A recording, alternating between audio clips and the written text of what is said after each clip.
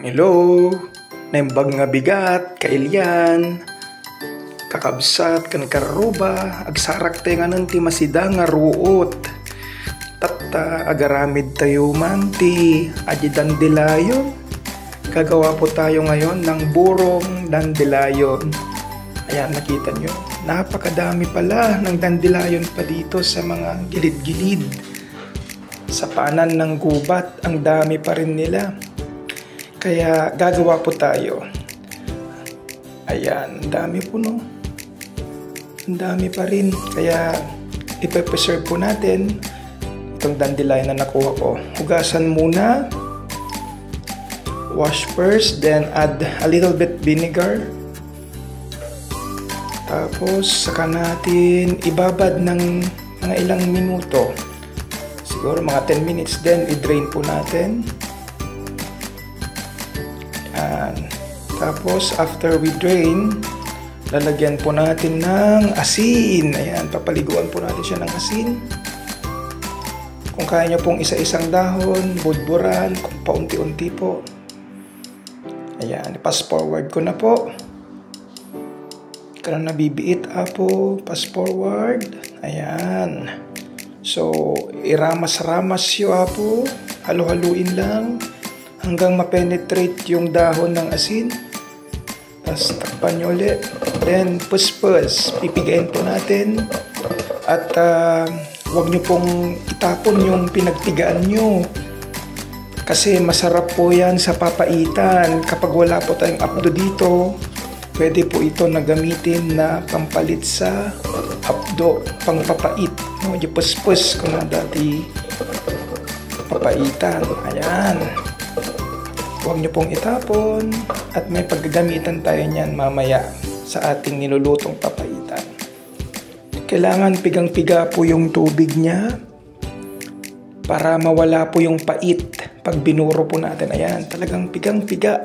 Kasi pag hindi natin piniga, pag naburo po siya, may matitirang pait. Pero okay lang, tolerable naman. Pero mas masarap pag kakaunti na po yung pait niya. Tapos ilagay po natin sa bote. Ayan.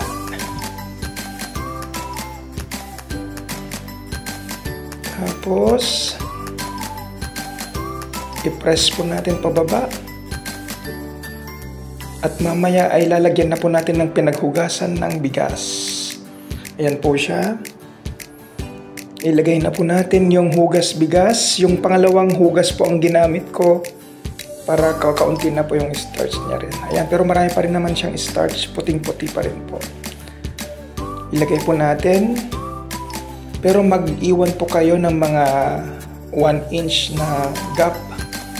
Kasi po, bubula po yan pag nagpe-ferment na po sila. Aapaw po yung tubig kapag hindi po natin nilagyan ng gap. Ayan, sakpan po natin. At ilagay po sa lalagyanan na madilim. After 1 week, pwede na po yung ating burong dandelion. Masarap. Masarap at masustansya. 3, 2, 1. Yan po, after 1 week, ito na po yung result.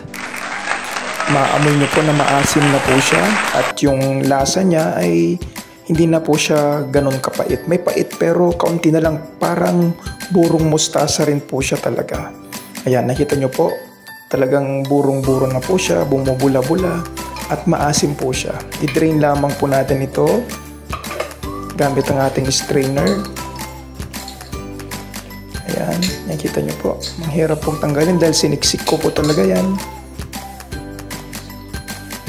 Ayan. Hanggang mawala po yung tubig niya, i-drain nyo po, tanggalin sa bote. At ilipat po natin siya sa bagong container.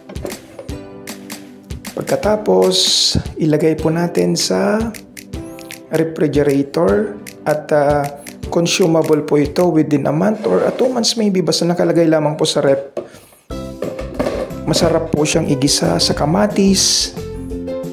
Lagyan nyo po ng giniling or pwede rin pong ilagay sa noodles. Maraming salamat po at happy eating po at enjoy the nature. Thank you for watching. Please like and follow us. Facebook. Bye!